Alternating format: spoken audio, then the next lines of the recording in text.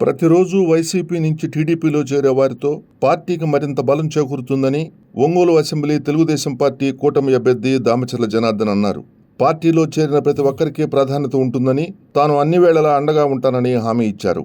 ప్రగతి, ప్రజా సంక్షేమం, రాష్ట్ర అభివృద్ధి కోరే పార్టీ తెలుగుదేశం అని చెప్పారు.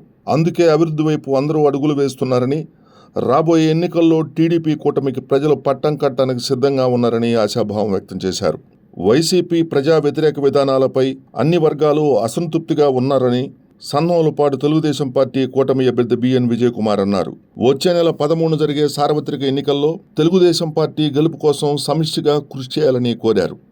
ఒంగోలు 38, 44 డివిజన్లకు చెందిన వైసీపీ నాయకులు, ముఖ్యులు, టీడీపీ కూటమి అభ్యర్థులు దామచర్ల జనార్దన్, బిఎన్ విజయ్ కుమార్ సమక్షంలో తెలుగుదేశం పార్టీలో చేరారు. ఇప్పటి వరకు వైసీపీలో కొనసాగిన సాయన అంజయ్య, చెన్నంశెట్టి రాంబాబు, జిల్లెలముడి లక్ష్మీనారాయణ, వడ్డెల అంజయ్య, మోతటిక హరికృష్ణ, సాయన బుజ్జి, సాయన కోటయ్య, పొత్తూరు సాయి, తీగల శ్రీనివాసులతో పాటు మరో 100 మంది వారి అనుచరులు, బంధుమిత్రులు తెలుగుదేశం పార్టీలో చేరారు. వారందరికీ పార్టీ కండువాలు కప్పి సాదరంగా ఆహ్వానం పలికారు.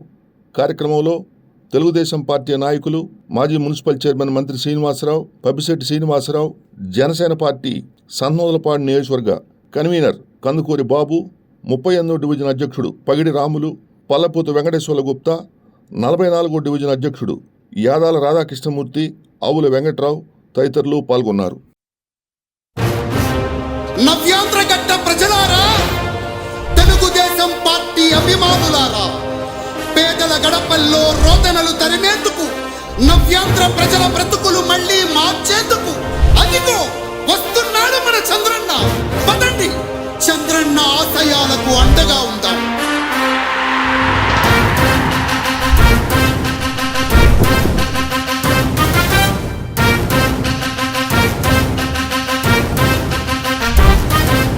ఆంధ్రుల నమ్మకం, పేదల సమ్మతం, అదిగో చంద్రన్న ఆగమనం. ప్రగతి ప్రభంజనం, జగతి నీరాజనం, అదిగో వస్తుంది తెలుగు తేజం. జయ హో, జయ హో, జయ హో చంద్రన్న.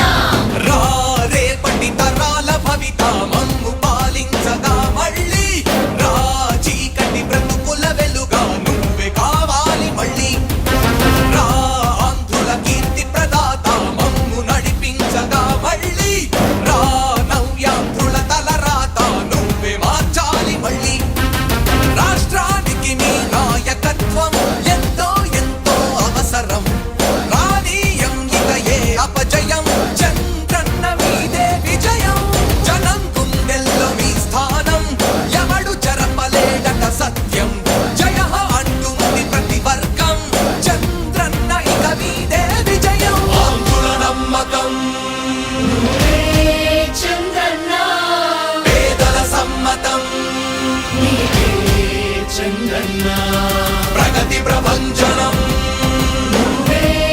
చంద్రన్న జగతి నీరాజనం.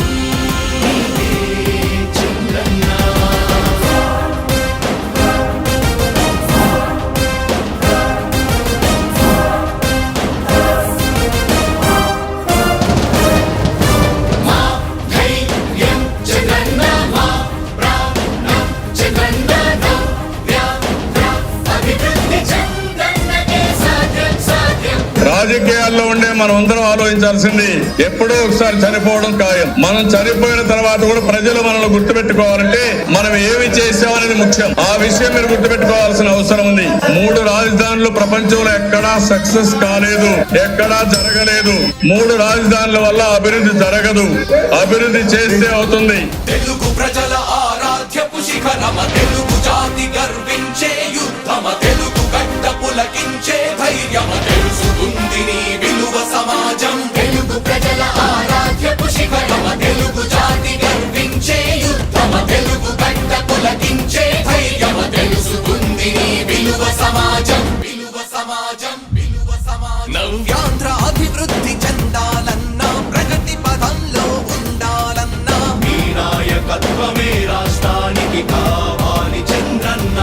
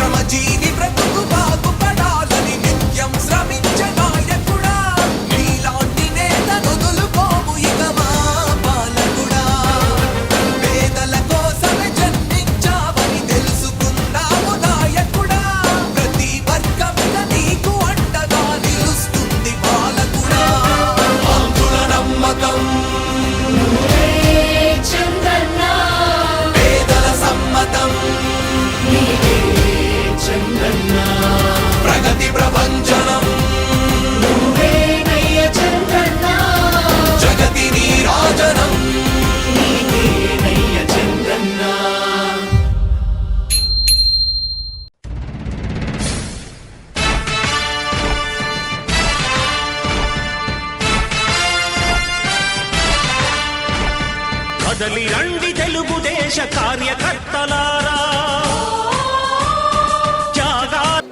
30 కర్నూలు రోడ్ 38వ వార్డు నుంచి నాయకులు కార్యకర్తలు చాలా మంది చేరారు.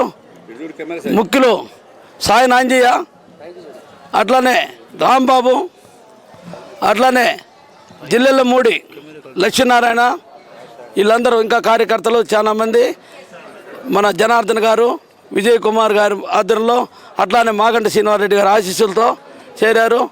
రేపు రాబో ఎన్నికల్లో బాగా అఖండ మెజార్టీ తోటి తెలుగుదేశాన్ని గెలిపించి వీళ్ళందరినీ ఎంపీ గారిని మాగంటి శ్రీనివాసరెడ్డి గారికి ఎంతో అవమానం చేశారు. అందువల్ల అందరూ ప్రజలు రంగా ఈ నియోజకవర్గంలో ఎప్పుడు ఇక్కడే ఉంటున్న వ్యక్తి మాగంటి శ్రీనివాసరెడ్డి, అందువల్ల ఆయన మనం ఎంతో చూసుకోవాల్సిన బాధ్యత ఉంది. అట్లానే జనార్దన్ గారు ఎన్నో మంచి పనులు చేశారు, వారిని కూడా చేసుకోవాలా. అట్లానే మన విజయ్ కుమార్ గారు పనులు చేస్తాడు, ఎవరికి చెప్పడు అట్టాడు మనిషి.